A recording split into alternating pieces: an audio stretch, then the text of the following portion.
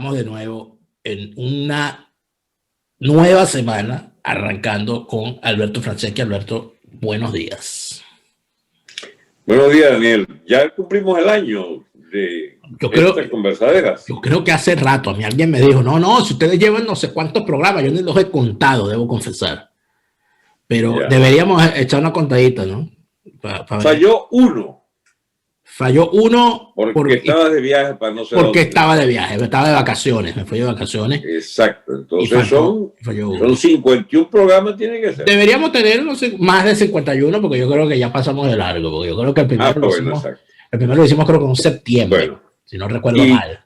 ¿Cuál te parece a ti es el eje? Debe ser el eje de esta conversa de hoy. Yo creo que cuál ha sido el eje permanente de todos estos programas, de estos 52 programas o más. ¿De qué hemos hablado durante 52 programas? La verdad es que hemos hablado muchas cosas, Dani. Pero fundamentalmente hemos hecho casi, sin ánimo de nosotros de ponernos como la gran vaina, ¿no? Entre todo esto. La estafa de Guaidó y de la MUD. Pero yo creo que si nosotros... Por supuesto, la tiranía venezolana sí. En las últimas, pero que nunca son las últimas, porque sacan vida sobre vida satánica, no sé de dónde. Y por supuesto el eje de la política americana que ha estado en el centro de todo esto también. De repente, yo sin ánimo de ponernos como la gran vaina, porque tampoco es para tanto, pero sí, yo creo que si una persona se dedica a ver todas estas conversaciones desde la primera hasta la última, se da cuenta que va más o menos una misma línea de pensamiento y además de eso va más o menos un mismo planteamiento desarrollado. Es decir, desde el primer programa en este espacio se ha dicho, número uno, que en Venezuela no hay oposición. Número dos, que eso que dice ser oposición es una pata del sistema chavista, que ese sistema es por lo menos bípedo.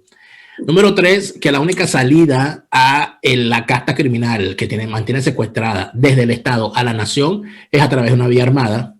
Y cuatro, además, que la única manera de que se entienda esa salida del chavismo como organización criminal del poder es no solamente a través de la vía armada, sino a través de la comprensión de los principales aliados de la democracia venezolana, que entendemos son Estados Unidos, y además deberían ser no solamente aliados, sino como damnificados principales del gran éxodo que hay en el país, Brasil y Colombia. Creo que eso se ha mantenido a lo largo de este año que hemos estado conversando.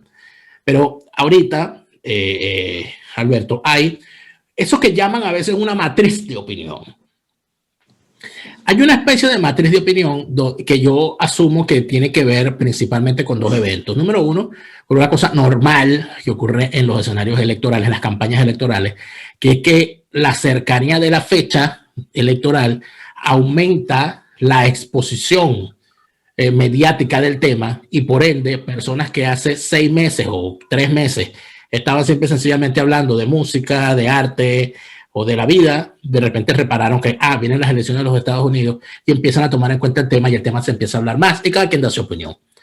Y el segundo punto, que creo que es que le da combustible a todo esto, es el tema de la enfermedad de Trump.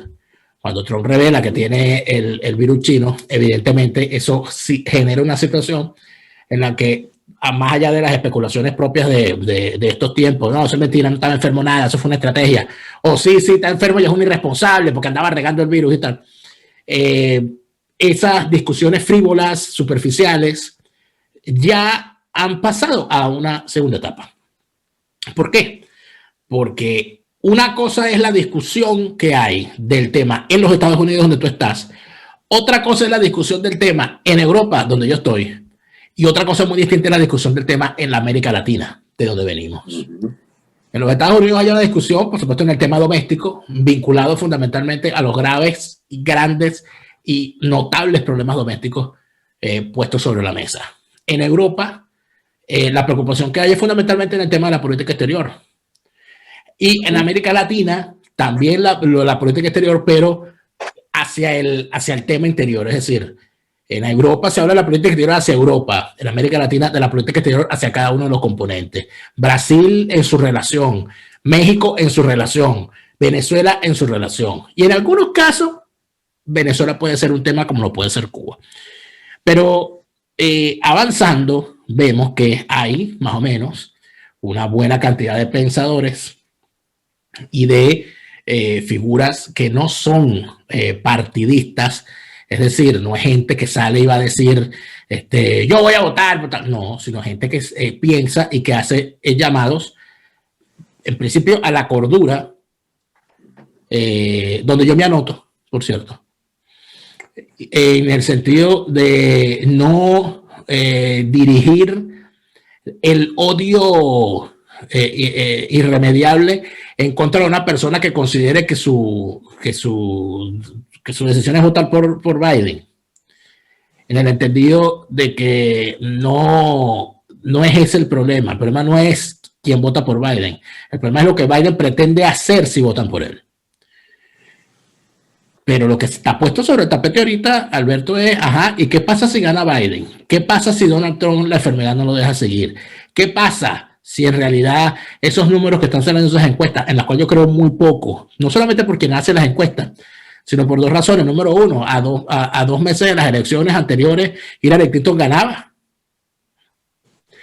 Y en segundo lugar, hacer una encuesta en los Estados Unidos que sea presidencial, que sea fiel al resultado final, es ridículo y muy difícil por el tema de los colegios electorales y el voto popular. En tal sentido, mi pregunta la siguiente es, ¿en qué cambia la vida de Alberto Franceschi si Donald Trump pierde las elecciones? Yo creí que iba a preguntar algo que significara para muchas personas una interrogante interesante. Yo creo que, bueno, dejará de interesarme la política norteamericana si yo desaparezco del mapa. Dani, has planteado 50 temas, esa es la verdad. Lo difícil es agarrar tu pregunta. No, te he hecho una pregunta directa y me la estás toreando.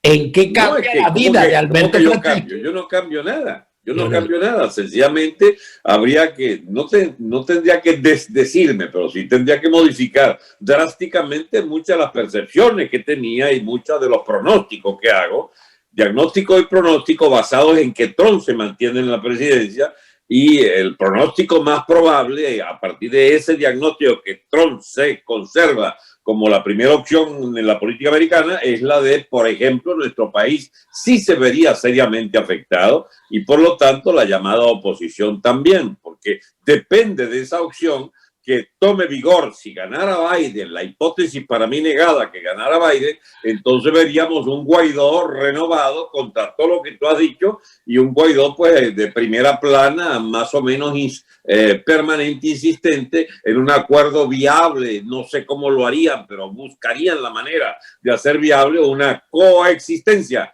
con el chavismo para hacer un gobierno parecido al de la Chamorro, donde la MUD sube a primer nivel, pero respetando el lugar del chavismo. No voy a caer en la trampa de discutirte en el supuesto negado, porque yo creo que en escenarios electorales no hay supuestos negados. Pero ¿por qué tú asumes que una victoria de Biden es buena para Guaidó? ¿No sería todo lo contrario? Porque el hombre el único que internacionalmente le ha sostenido la mano en alto a Guaidó en medio de toda esta desgracia de locuras y de barrabasadas que ha hecho es Trump.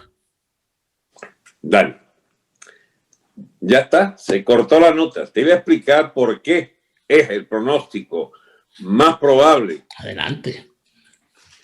Es que Trump sigue en el poder y el señor Guaidó sí es la mejor carta para Biden porque significa que por fin los de la pandilla de la Clinton y Obama, etcétera, más Biden, más la señora Kamala, tendrían pues el justo personaje para sus grandes planes globalistas, para sus grandes planes de conciliar Cuba, Nicaragua, Venezuela con opciones de la diplomacia internacional que buscan crear o mantener o atizar conflictos allí donde les interese, pero siempre conservando la línea de negociación, siempre conservando las alcahueterías corruptas más grandes del mundo. Y bueno, la personificación de eso es la MUD y Guaidó. Trump ayuda a Guaidó, como no, y ayuda a la MUD como un mal necesario, como algo realmente existente.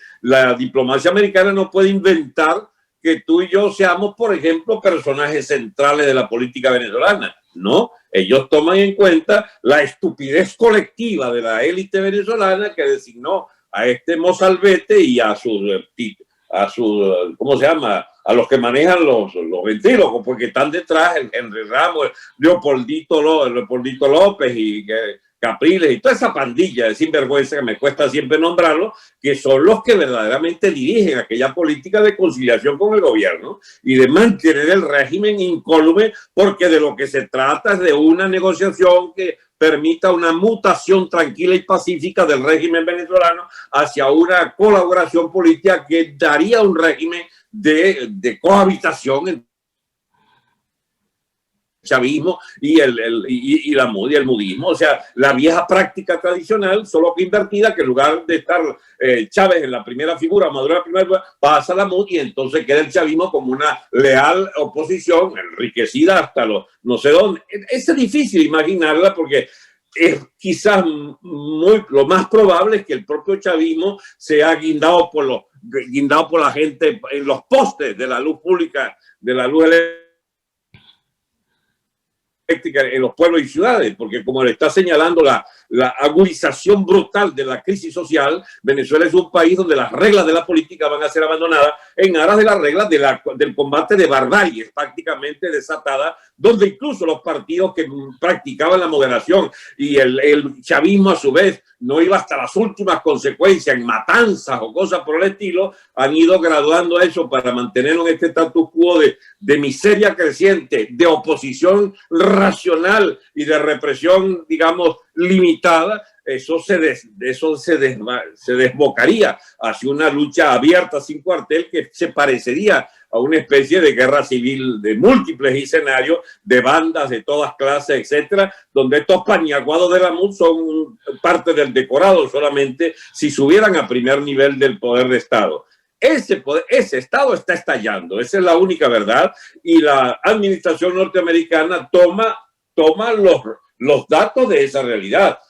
Una asamblea nacional que aunque todo lo pestífera que fuera, hizo un papel allí decoroso de representar electoralmente una parte importante. Dícese que la mayoría, o mejor dicho, puede confirmarse que fue la mayoría que lo eligió, y entonces se aferran a eso como un clavo caliente. El mito democrático de Estados Unidos, el fundamentalismo democrático que dice que no puede haber soluciones sino dentro de las benditas constituciones y de los realismos políticos nacidos de las luchas legales y constitucionales, le dan esa ventaja parcial al señor Guaidó y a la tribu esta de la MUD y del 4G y compañía, para entonces mantenerse allí como una opción visible.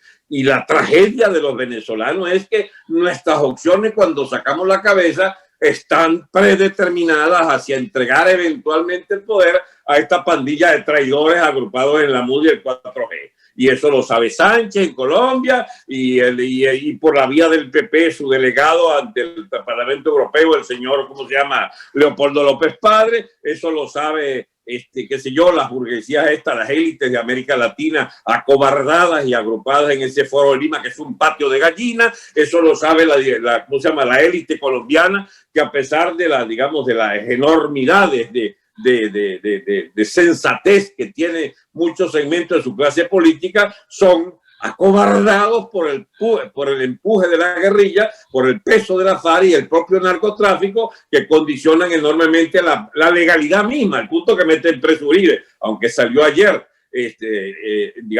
condicionan todo el estamento político colombiano a las reglas de juego de un aparato judicial que la FARC controla, o que la FARC impida, o que la FARC condiciona y la somete, digamos, a su dictado. En ese marco internacional de precariedad para las fuerzas de los venezolanos que aspiramos a echar abajo esa mugre de dictadura chavista, el señor Trump sigue siendo una garantía de que hay luz al final del túnel. Pero los límites que se impuso el propio Trump, que no es policía del mundo, que no va a exportar, que no va a seguir fabricando conflictos, sin embargo, Trump no puede evadir que, salvo que quiera que le llegue la subversión interna a los Estados Unidos, la subversión castrista, chavista, le llega a los Estados Unidos, él tiene que dar unos manotazos es ese manotazo el que necesitamos, que aparte esta mugre dirigente del Estado venezolano y permite entonces que se abra un proceso político totalmente distinto. La eventualidad de que gane Biden es diferir ad eternum la eventualidad de que caiga esa dictadura. ¿Por qué me aferro a que no solo necesitamos a Trump, sino que Biden es lo contrario de lo que necesitamos? Bueno, por todas estas razones dadas que consagran que la política norteamericana tiene con Trump un chance de que esta gente sea adversada seriamente y desalojada del poder. Eso no implica que mientras tanto hacen lo que está haciendo, pues las medidas que le persiguen económica, financieramente, que los contienen al mínimo posible de sobrevivencia, mientras se cocinan en su propia salsa como traficantes de oro, traficantes de toda vaina, traficantes de cocaína sobre todo, y partidarios de mantener a flote aquella clase política de vagos y sinvergüenza, que sin embargo en los Estados Unidos también se les ha ido reduciendo su margen de maniobra y le pescan cada día algún nuevo ejemplar. Tú, por ejemplo, no estuviste enterado, muy poca gente se enteró de que aquí les peinaron muchos aviones de los chavistas, aviones y compañías aéreas que operan en Miami, donde está a la orden del día, bueno, que los están dejando sin volar. Eso es muy grave para un chavista próspero, que no tengan sus aviones al día y sus licencias al día. Bueno, les acaban de dar un astazo muy grande acá en los Estados Unidos. Ahora, pero nosotros hemos hablado aquí mucho, Alberto, tú y yo hemos conversado mucho, tú en tus espacios, además de que también es tuyo, y yo en los espacios donde he estado, siempre hablo del tema y siempre hemos hablado del asunto, de la necesidad de que en efecto el chavismo sea sacado a patadas del poder, a tiros del poder, que haya yo no dudo que estamos de acuerdo en eso. Que haya un grupo armado que en efecto lo haga, y además de eso hemos hablado de la necesidad de que haya venezolanos de bien, preferiblemente entendiéndose que dentro de Venezuela la Fuerza Armada, a pesar de que tiene unas excepciones notables y no por eso, y quizás por eso es que hay en este momento más de 300 militares venezolanos activos presos en la cárcel del régimen, sí. Es evidente que una acción de hombres de armas, para utilizar un término que me gusta más que el de militares, de hombres de armas, alistados en una fuerza armada o en un ejército o en un grupo armado que actúe en contra de ese régimen, sería quizás una fórmula que no podría evitar ningún país, por la simple y sencilla razón de que tú no le puedes prohibir al nacional de un país que vaya a pelear la libertad de su país. Eso no lo puede prohibir ni los Estados Unidos, ni lo puede prohibir Rusia, ni lo pueden prohibir los vecinos. O sea, eso no lo puede prohibir nadie. Que exista un grupo como ese, que existan acciones como esa, no depende de la presencia de Trump en el poder. Eso es correcto. Eso es correcto. Entonces, si ese no deberíamos nosotros estar pensando, en vez de estar pensando en lo terrible que sería que Trump, que estuviera Biden, o lo bueno que sería que Trump esté, no deberíamos nosotros abstraernos de eso y dedicarnos a lo otro, a que en efecto exista una organización armada venezolana que se encargue de tumbar a estos tipos con unos objetivos políticos claros, genuinos, en contra de el periodista criminal chavista. El periodista eres tú, y por 51 o 56ª vez me ocurre que estoy tratando de que lleguemos a una conclusión en un aspecto y me abre 5 más. Está bien, es casi que tu mérito, para no entrar en otros temas. Iba al tema. Ahí el problema nacional es un tema, Dani. Esto hay que agotarlo, así nos cueste horas. Y hay otro tema que es la cuestión interna de Estados Unidos. Propusiste un escenario que, por ejemplo, dice que hay 3 o 4, posibilidades de análisis. Y hay una que no te paseaste por ella, que no se conoce a nivel mundial. Es de que hay otro debate que es el subterráneo de los Estados Unidos.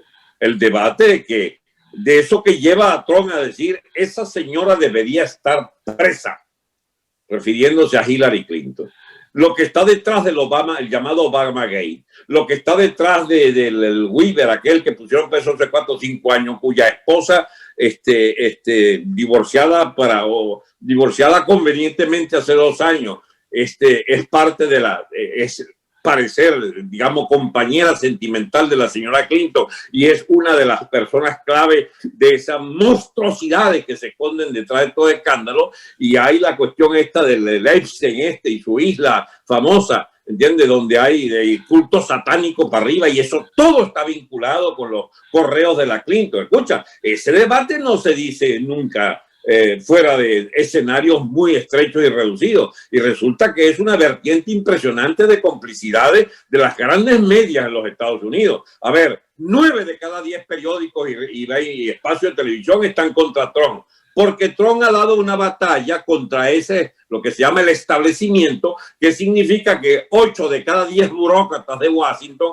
están en peligro de no seguir chupando de todo lo que implica la administración norteamericana y sus contratos de todo tipo, sobre todo los de armamento. El desenganche, por ejemplo, de Trump, de toda la trama del complejo militar industrial que ya denunciaba Eisenhower en su último discurso, el desenganche por los conflictos que eran estimulados recurrentemente por gente como Obama o la Clinton, ¿bien? Y de las cuales son víctimas directas pueblos enteros y países enteros. Y no es verdad que Bush estuviera fuera de ese conglomerado también, porque es una óptica que se conservó durante décadas. Cómo mantenernos con conflictos más o menos controlados, pero que mantengan en actividad la gran industria de armamento y los ascensos militares, etcétera. Hay un debate que es oculto a la nación y oculto al mundo, que es que hay una oficialidad militar en plenos conflictos internos también en los Estados Unidos en este momento. Y yo puedo decirte esto sin temor, porque aquí hay la famosa enmienda que nos permite decir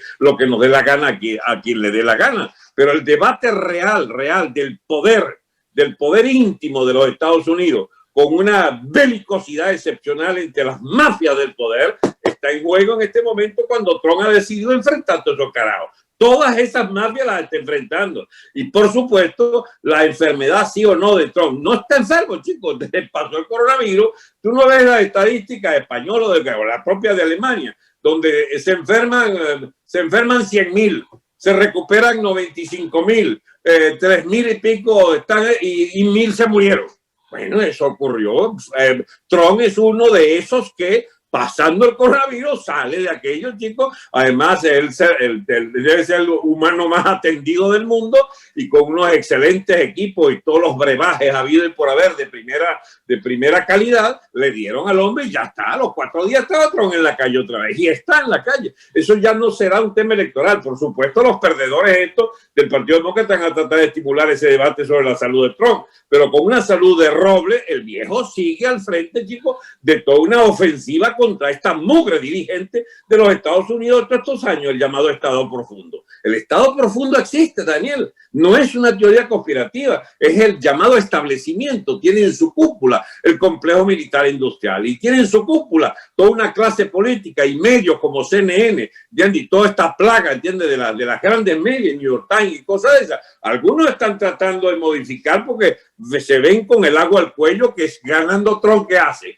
¿Qué van a inventar desde el primer día? Otra vez la misma rochela propagandística anti-Trump de todos estos 4 años. No podrán. Entonces algunos están ya modificando, moderando sus ímpetus. Pero es un hecho, Dani. Trump va a ganar por más de 360 votos electorales. Y el voto popular, que no era decisivo en los Estados Unidos, porque este es un sistema totalmente distinto que la gente no entiende de que este es un estado federado y más bien es la votación de estados que designan los del colegio electoral, los que deciden todo. Y aún perdiendo, puede perder, si tú reúnes todos los votos populares, Trump puede perder 2 millones de votos, la Clinton el tal Biden puede sacar 2 millones de votos más, pero si tiene 30 o 40 votos de diferencia por los votos electorales, gana Trump y va a ratificar, pero se cree que esta vez va a ganar también los votos populares.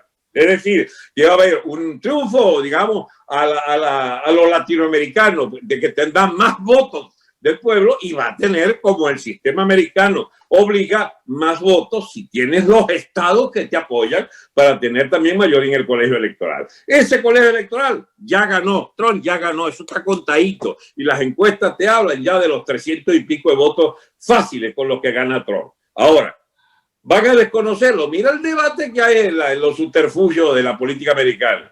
¿Va a reconocerse ese triunfo? El Partido Demócrata va a tragar ese triunfo de Trump para mamarse los 4 años. Pero la discusión, sí, Alberto, pero la discusión sobre el reconocimiento de las elecciones no es solamente de si los demócratas van a reconocer a Trump como presidente, que creo que el grueso de los que son del ala más izquierda del Partido Demócrata nunca lo han tenido como presidente, y creo que esa es la realidad. Pero también, ahora es más grave. No, pero también está el tema de el arma roja dice que han utilizado, valiéndose de declaraciones del propio Trump, según la cual si Trump pierde no va a aceptar su derrota. Ya va.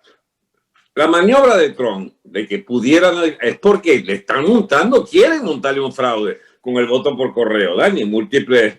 Y aquí a la venezolana hay toda clase de artimaña en los sistemas electorales también que quisieran usar. No, Trump se defiende preventivamente alertando sobre que él está en capacidad también de desconocerle los fraudes que estos tipos inventen. Pero Trump gana limpiamente. Esa es la diferencia con el Partido Demócrata, que no tiene los votos. No tienen los votos, Dani. Esa gente está cruzada por 100 crisis internas que le vienen dadas por esa cantidad de mavitas que tiene internamente. Perfecto. El Black Lives Matter, etcétera, y el Antifa, que están subvirtiendo ciudades y tal, y que se niegan, y que incluso le niegan presupuesto a las policías, etcétera. Todo eso está perfectamente claro, pero más allá del tema de cuántos votos tiene, de cuántos colegios tiene, de lo que está contado y lo que ya es un hecho cumplido en tu opinión, mi preocupación va más allá de todo eso, porque como más allá del partidismo, creo que uno tiene que hacerse el gran planteamiento con respecto a lo que nos corresponde a nosotros, que es Venezuela.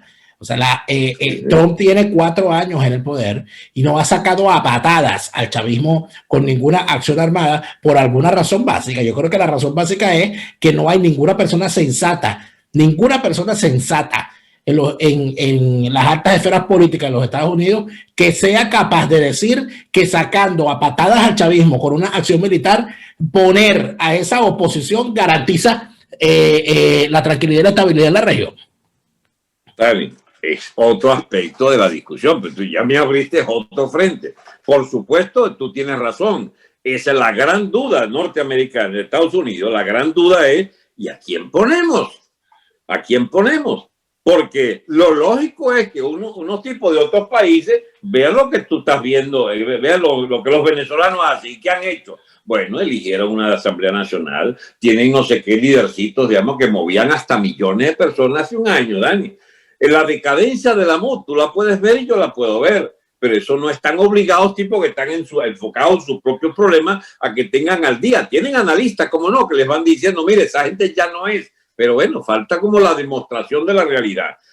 ¿Qué podría demostrar la realidad? Que, por ejemplo, el Guaidó diga que va a mover Venezuela y se va otra vez para Caracas y lo siguen 100 bolsas atrás de él. Bueno, eso se empezaría a dar apoyo, como que verá lo que dice la gente, el Daniel Alfaro, que sea un tipo huérfano de apoyo, etcétera. Pero mientras quede la vieja película, la de una MUD poderosa, que la hicieron poderosa los venezolanos, votando por ello y permitiendo sus tramoyas, sus trampas y su liderazgo nefastos, bueno, esa es la herencia que recogen la política y los medios norteamericanos, que creen que esa es nuestra dirección, Dani. Eso es una cosa más compleja porque, bueno, ningún país está obligado a dictar la política también de todos los demás, menos aún Norteamérica, que es la nación más poderosa del mundo. Tiene que ver qué hacen Rusia, qué hacen Bielorrusia, qué hacen Bolivia, qué hacen España, qué hacen Argentina, porque es una vaina demasiado complicada para cualquier clase política. Es más, ni la de ellos la controlan bien, la perspectiva política de los propios Estados Unidos. Pues cuántos goles le meten a Trump todos los días y cuántos resultados, digamos, inesperados suceden en una permanente revuelta interna que hay en esos partidos, en esos liderazgos, porque aquí el sistema es profundamente móvil y entonces tienes que medios, círculos financieros, donantes. Dígame una vaina que depende de los donantes. Aquí si tú no tienes donantes, no existe políticamente. Entonces los donantes, hay que atender los liderazgos locales, el Senado, las elecciones, cada 2 años prácticamente, y elecciones y renovación de elecciones. O sea, esa política interna consume mucho a los que piensen, y sobre todo que si no se mantienen a la cabeza están fuera de juego. Bien, no culpemos a que Estados Unidos no nos entiende. Culpémonos nosotros que habiendo entendido no hemos sido capaces de lograr, chicos, ¿cómo se llama? Revertir esa tendencia natural de los venezolanos a volver a poner imbéciles a la cabeza de la oposición y todos los venezolanos a soportar un monstruo como este agente cubano miserable de Maduro a la cabeza del poder. Y eso viene de muy atrás. Eso viene de los que se inauguraron con Chávez en las gobernaciones de Estado a nombre de la MUD, de la coordinadora de la época, y quienes siguieron, y el Falzón con su campaña, digamos, para presidente, y el hijo de la gran peste vendió esa vaina, y el Caprilito que nos vendió el alma 2 veces. O sea, las culpas nuestras no son de Trump ni de la clase política americana, son nuestra escoria, la pusimos nosotros. Nosotros, mucha gente, nosotros no participamos en eso, pero la escoria política que dirige la oposición y que ahora le pedimos, qué sé yo, que nos salve, no nos van a salvar. Tú sabes igual que yo que no nos van a salvar, pero son nuestros representantes y los tienen como nuestros representantes. ¿Cuándo es que salen los norteamericanos de esa representación? Bueno, eso pregúntaselo, chicos, a los que financian, a los bolichicos en Madrid. Ya tienen toda una operación montada en Madrid para justificar cada vez más, chico, a través de ¿cómo se llama?, de Sánchez y de Podemos, que Podemos pague sus deudas y el Partido Socialista que sus agradecimientos a Maduro que empiece a pagarlo. Y van a empezar a montar desde París mismo y desde Madrid, desde Bonn, van a empezar a montar lobbies, chicos, bueno, que serán obstaculizados si tú quieres, pero ese tinglado de la fuerza de los bolichicos y los boliburgueses, pero con millones a patadas, chicos, están montando los lobbies que mantienen, chicos, fuera de la cárcel al Pollo Carvajal en España, o que mantienen, digamos, el tinglado de estas oposiciones, de estos grandes personajes viviendo en Castillo de los bolichicos en Madrid. O sea, en toda clase de vaina. Tu amigo Ledesma, chico. Bueno, tu amigo no es, pero el Ledesma es parte de ese tinglado político. Mira, eso es tan fuerte, esa influencia, que incluso con amistades profundas que tengo con los compañeros de Vox, ¿entiendes? Creen muchos en Vox que Ledesma es un representante fiel de la oposición venezolana. Es más, muchos venezolanos en el exilio lo creen. Cuando fue parte, chicos, 17 de los 20 años, chicos, de los 21 años, parte integrante del régimen chavista, el señor Ledesma con su alcaldía mayor y todas las trampas que hicieron, trampas entre ellos mismos, porque la alcaldía mayor iba a ser para Leopoldito y lo peinó Chávez y pusieron a Ledesma. Y Leopoldito, ¿cómo se llama? ¿Cómo se llama? Este tipo, Enrique Mendoza, iba a continuar en la gobernación de Miranda y Chávez lo apartó para poner a su Caprilito. Estas historias están todas cruzadas. Y hoy por hoy, esa clase política de opositora, la que vivió en Jauja, en la primera etapa del gobierno de Chávez, la que hizo millones también, la que tiene colosales millones de dólares como copartidarios del chavismo y que fueron su ala económica en bolichicos, boliburgueses, banqueros, supermillonarios. Toda esa gente hoy nos representa en la oposición en el exterior y te tienen una ventaja de 100-1. Que te pida yo, chicos, a mí no me dan ni $10, chicos, para decir lo que digo. Y la Tintores hace una gira, ¿no?, de $500,000 por año, o cualquier loco de esto, la familia Guaidó, que ya no caben en el espacio de la Cámara. Yo hay como 100 que tiene ya aquí en Miami, mudados para acá, a todo trapo, chicos. Escúchame, estamos hablando de una clase política de miserables enriquecidos bajo el chavismo, chicos. Esa gente tiene ventaja, Dani. Ahora, ¿cuándo estalla todo eso? Anda tú a saber. Y tú me hablas de una opción armada. Armada, Dani. La opción armada, por supuesto, que vale millones, vale una laboriosísima tarea de captación y de mantener grupos. Esa piratería que montaron allí en Venezuela en la última etapa, la mitad estaba infiltrada por el gobierno. Eso es muy delicado. La mitad no, toda. Bueno. Daniel, entonces, bajemos a tierra uno de los 100 problemas que tú has planteado. Pues de bola, como buen periodista, coño, hay que echarle pichón para agarrarte el hilo, no jodas de 2 o 3. Pero es lo que yo trato de hacer. Te lo agarra. A ver si dejamos claro por lo menos un tema. Tú me dices que el tema de que exista una organización armada para echar abajo al sistema chavista, tendría que pelear en contra del poder económico de todos los enriquecidos durante el chavismo. Esa es una muy buena conclusión. Que además de eso están en el exterior la gran mayoría, muy bien conectados, y además de eso financiando la política en más de un país con poder de decisión o de influencia. Muy buena conclusión. Muy bien, entonces te diría yo lo siguiente. Mi teoría, viendo una cantidad de cosas, y quiero recomendarte y recomendarle a todos los que nos ven una serie, una docuserie periodística, está en Netflix, que se llama El negocio de las drogas. Esa docuserie plantea, como lo dice su nombre, el tema del negocio de las drogas, pero revelando unas cosas que para nosotros los venezolanos son desconocidas sobre países que simple y llanamente se los cogió el narcotráfico. No aparece Venezuela, porque todavía no estamos en el radar de lo peor. Es decir, que todavía es que podemos estar peor. Y aparecen dos países en particular que a mí me llamó mucho la atención su presencia allí.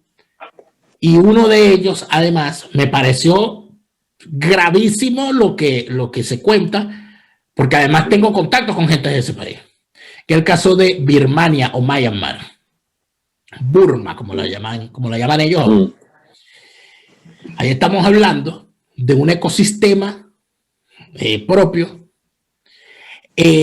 con un régimen militar que supuestamente controla el país, con una oposición cuya cabeza es ganadora del Premio Nobel de la Paz. La mujer aquella, ¿no? Aung Suu Kyi, y allí tolerada, inclusive se le permitió, y incluso se le permitió formar parte de un gobierno, de una cosa allí supuesta. Pero detrás de eso hay por lo menos que se sepan, 3 grupos armados distintos que controlan porciones importantes del territorio de ese país. Milicias armadas con armas chinas que controlan el territorio del país en la frontera con China y que sus dirigentes hablan chino. ¿Okay? ¿A qué se dedican esos grupos y cómo se financian? Se dedican al tráfico de drogas, fundamentalmente de la heroína, pero mucho más importante, de las metanfetaminas, drogas sintéticas. O sea, esto es un universo que los venezolanos no hemos caído, porque no es lo que está de moda en el narcotráfico venezolano. Cuando tú ves una cosa como esa, cuando tú ves que China, para los que creen que China, no, porque es que en China hay pena de muerte para los narcotraficantes, sí, cómo no, pero igualito hay periquero, igualito hay droga. Cuando tú ves que China permite que haya un grupo, ¿no? En un país donde hay 2.000 millones de habitantes, no me venga la mía a decir que no hay nadie que tome malta todos los días. Ahí tiene que haber uno adicto a la arepa, por lo menos, en 2.000 millones de personas. Pero estamos hablando que los tipos permiten, financian, auspician a un grupo militar en la frontera de su territorio, en otro país, cuya acción principal es amenazar al poder o mantener al margen a los otros grupos. Si eso está ocurriendo, eso lo está haciendo China allí. Lo que quiere decir que China, como la gran mayoría de las potencias, no tiene escrúpulos y es capaz de hacer cosas peores en cualquier parte del mundo, sobre todo si es en sitios no cercanos a su territorio, donde quién sabe lo que ocurra. Por eso, Alberto, yo creo que basado en la experiencia de lo que ha ocurrido antes, el riesgo que tenemos en Venezuela es que, como siempre, el fusil llegue primero que la política. Que ante el dineral que poseen, las clases políticas a su disposición, de todo lo que se han robado, y porque las clases políticas no es que se las robaron ellos, es que las clases políticas son representantes de los grandes ladrones, de los grandes empresarios de la boliburguesía asociada a ese chavismo para sostener ese sistema. Bueno, esos reales están ahí y esos reales son para defenderlos. Y ellos tienen a sus políticos a los cuales defender. No va a haber un solo bolichico que le dé un centavo a un hombre de armas que diga, mira, vamos a armar un grupo de tantas personas para liberar a Venezuela. A ellos no les interesa eso. esos grupos igual se van a armar. Sí, y van a haber grupos muy pequeños. Y aquí lo que se va a armar entonces al final es que cada uno de esos grupos va a buscar sus propios fines y va a buscar su propio financiamiento. Y es ahí donde vamos a nosotros a caer entonces en escenarios lamentables. Ok. Dani, yo creí que te iba a referir a pocos países de esos que están perdidos. ¿Honduras puede ser que esté en eso? Entre los países que están allí, me sorprendió mucho que no los países que normalmente nosotros vemos en esto, México, Colombia, aparecen mencionados, sí. Pero el caso grave, el caso más grave que vi fue el de Birmania y el de Kenia en África. Bueno, tío, sí, Kenia. Bueno, en África es una cosa mucho más grave porque eso ¿no? empezó de antes. Vean el documental porque es impresionante. La descomposición de los Estados-nación es un proceso muy profundo en África. Sí. Entonces yo creí que podía existir, digamos, una referencia a Honduras, porque este drama empezó, por supuesto, mucho antes de lo que voy a narrar, pero no se preocupen, no voy a agarrar media hora para eso, pero ni la tengo. Pero esto empezó cuando un buen día, chico, el señor Zelaya quería pasar al chavismo militante en Honduras y mandó Chávez al propio Maduro a defender a Zelaya en persona, que defendía el señor Obama, chico, también. Cuba, Chávez y Obama defendían al señor Zelaya, ¿entiendes? Y condenaron el golpe de, ¿cómo se llama?, preventivo y constitucional del señor Micheletti. Bueno, estas cosas, chicos, la gente a veces las pasa por debajo de la mesa. La complicidad abierta del obamismo con los crápulas del narcotráfico, ¿tú crees que se detuvo allí? La obra de Juan Manuel Santos, chico, del bicharraco este colombiano, que pactó con la FARC la venta de su país a los Castros, es obra de Obama, chico. Entonces, ¿cómo es la cosa? Otra vez el obamismo en manos de este señor ya en las últimas de inutilidad política va a volver con la Clinton a dictar cátedra de lo que debe hacerse para la democracia en América Latina, chico. Después de haber hecho salvajadas como la de Libia, después de haber hecho, me imagino que la mitad de estas vainas que me está refiriendo de Birmania tienen que ver con ellos también. Porque el problema es que si creemos que hay algún cambio drástico en la orientación de la política americana, es con este gobierno, chicos. Y hay que agarrarse a él como un clavo caliente, el gobierno de Trump. Entonces, lo que hay que hacer, sin embargo, no es creer que Trump nos saque del problema. Es que los venezolanos tendrán que padecer todavía una etapa, no sé si de semanas, meses o años, nunca lo sabré, porque no puedo ser arúspice, no puedo ser brujo en esta vaina para pronosticar cosas. Bueno, chicos, ¿tú conoces dónde queda una bomba llamada El Gallo? Creo que entiendo que es en San Félix. En San Félix sería. ¿Tú viste cómo la multitud agarró y mató al Guardia Nacional que andaba coimiendo ahí la gente? Según entiendo, no lograron matarlo, lo hirieron gravemente y sí lo vi. Muy bien.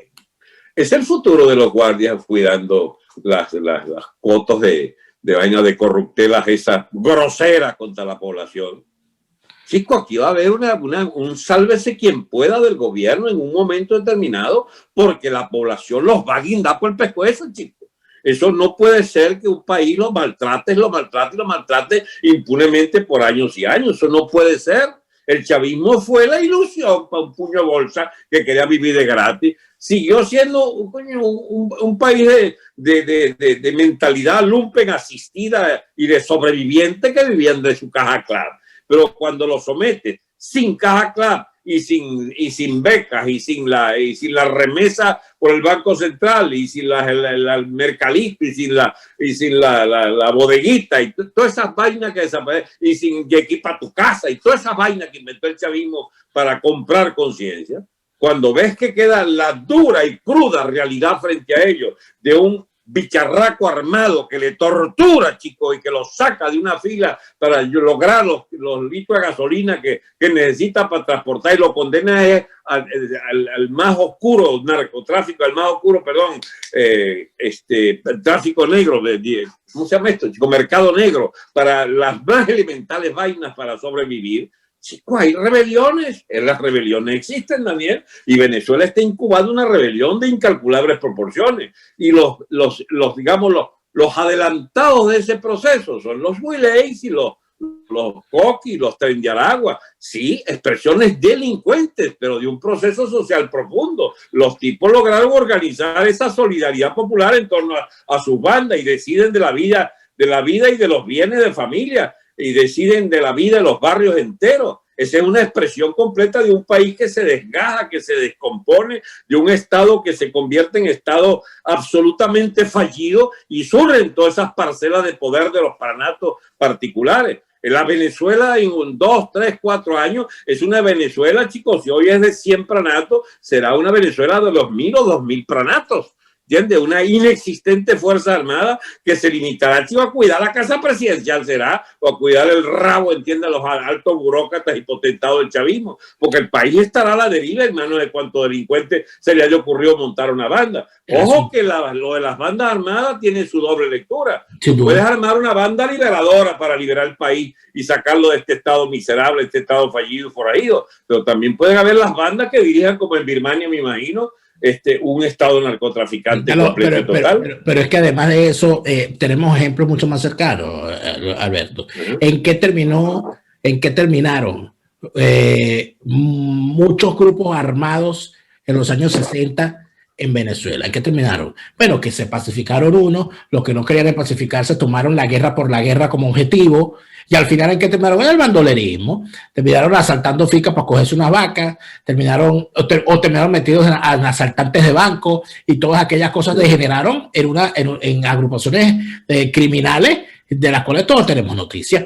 Y la FARC terminó lo mismo. ¿En qué paró la FARC? Bueno, en ver que para buscar recursos para hacer la guerra, resulta ser que se encontraron con el dinero del narcotráfico y dejó de tener sentido hacer la guerra para tomar el poder, porque decir que se hacía la guerra era mucho mejor, mucho más rentable para recibir dinero del narcotráfico. O sea, que eso puede ocurrir.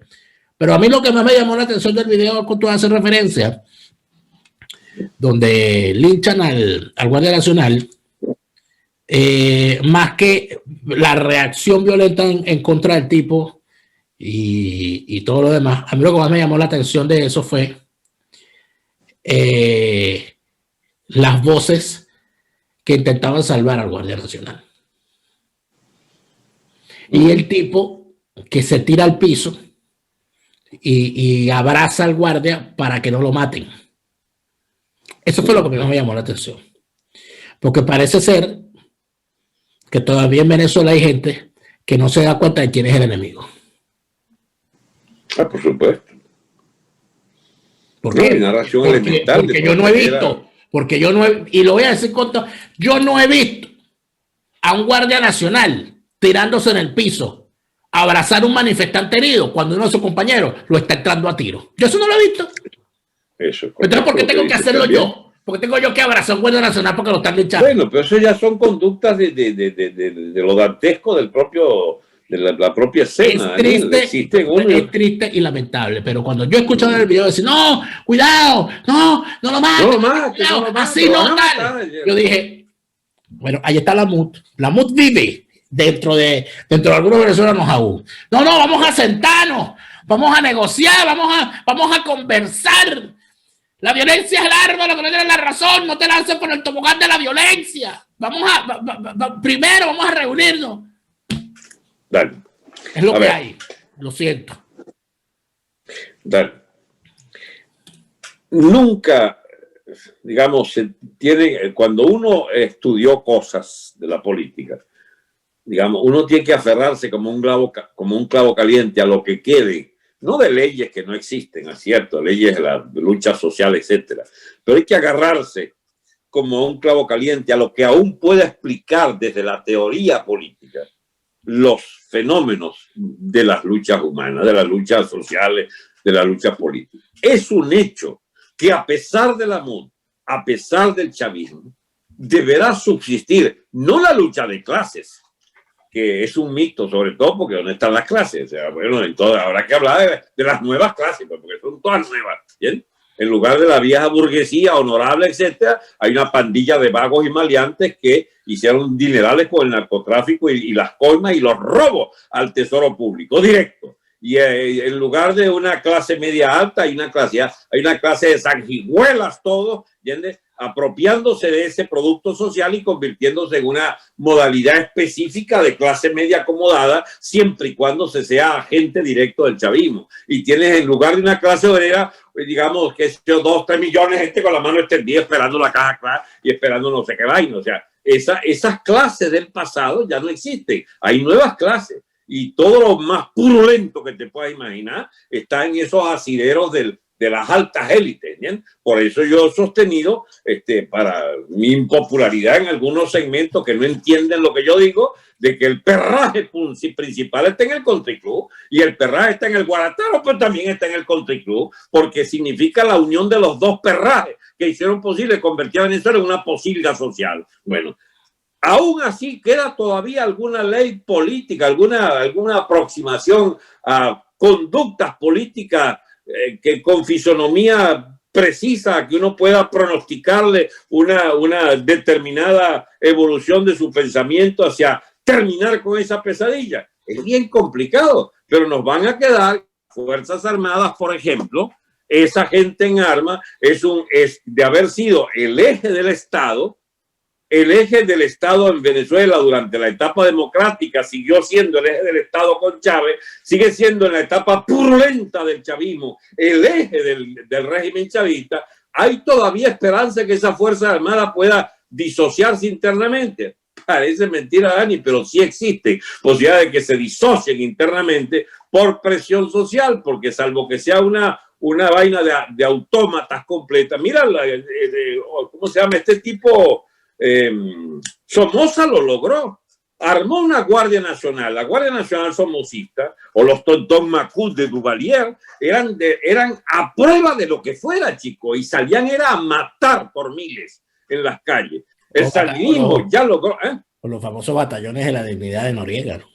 Exactamente. O ahora los del gobierno nicaragüense, ¿entiendes? De los sandinistas. Anterior liberadores y ahora son monstruos, monstruos represores. Bueno, en Venezuela falta, Dani, parece mentira que yo abogue por esta tesis, pero es que la única a la cual me agarro, todavía falta que no hay desde las Fuerzas Armadas de Venezuela batallones que liquiden a tiro limpio, chicos, centenares de venezolanos en una manifestación. Siempre matan 1 o 2 y se van entonces todos y quedan entonces 1, 2, 3 culpables. Y en la noche salen el batallón específico de torturadores, de los cubanos, sobre todo de la policía política, a pescar, chicos, todos los responsables que han estado estudiando todos los días en las guarimbas, etcétera, y van y los agarran y les destrozan la casa y les llevan a la mujer y le cogen la mujercita, chicos. Es decir, revientan a aquel militante en su más íntima vida personal. Bueno, ¿qué falta en la putrefacción de esa Fuerza Armada? No han logrado todavía una resistencia del pueblo de tal calibre decidida, cuya manifestación es esa vaina de la bomba, que esos guardias, chicos, maten 40 o 50. O sea, no han llegado a la locura del ametrallamiento masivo, porque tampoco se ha llegado al desbordamiento, porque siempre ha habido una clase política de... Exactamente. Entonces el capítulo... Siempre está ese pendejo. O sea, ese pendejo que está ahí. No. Pero siempre está. Me vino la idea, este tema político vital, fundamentalísimo, a partir, por ejemplo, del que protege el guardia. Bueno, si no se pasa de esa etapa a que desde el gobierno pretenderá ametrallarse, chicos, a 10, 20, 30 personas para aplacar un lío, y si desde los ametrallados no surgen quienes saquen, chicos, y les quiten el pescuezo, chicos, de un machetazo a más de un guardia en una movilización de esa. Hasta que esa barbarie no ocurra, efectivamente, podremos seguir viendo a espectadores, chicos, asombrados hasta dónde se tensan las cuerdas de la crisis social, de la crisis de la violencia que genera la violencia. Porque es que no estamos hablando, además, eso es otro punto importante, que bueno que lo mencionas, el tema del espectador neutral. que son los narradores del video. Dicen, no, mira, mira, mira lo que está ocurriendo, mira, oye, no, mira, tal. O sea, gente que está en la tranquilidad de su ventana, en la tranquilidad de su negocio, de su acera, viendo la cosa. Y filmando, además. Filmando, como si la cosa no es con ellos. Porque aquí hay gente que todavía cree que la cosa no es con ellos. Por eso es que yo vuelvo, yo estoy de acuerdo con lo que has dicho.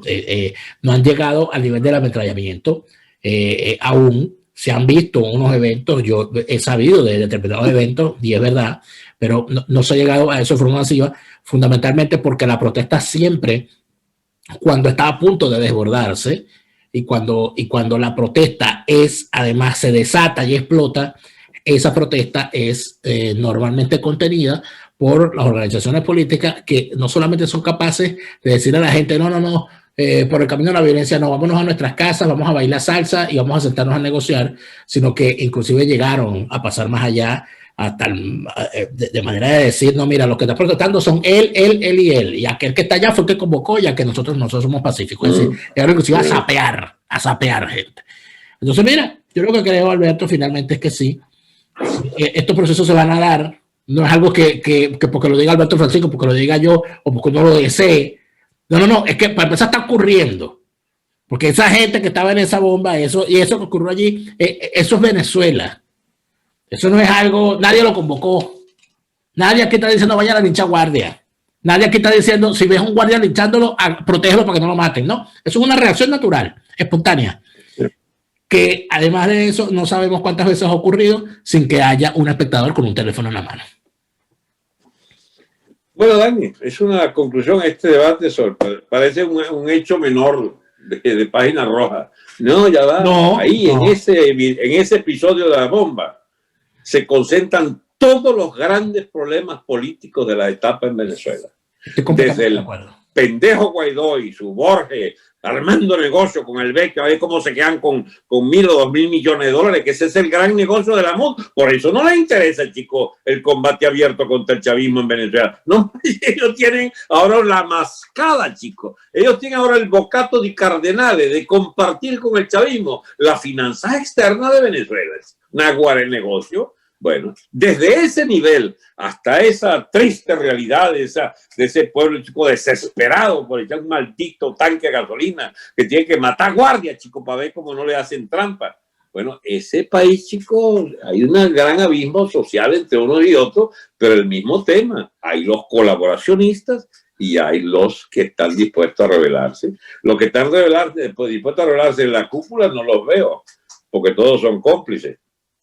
Los que de los emigrados no comparten las tesis del tal gobierno Guaidó y compañía. Falta, sí, algunos elementos políticos que nos permitan dinamizar un nuevo polo político para pelear eficientemente contra el régimen, en el extranjero también. Esperaremos el desarrollo de esos aspectos. Muchas gracias, Alberto. Gracias a ti, Daniel.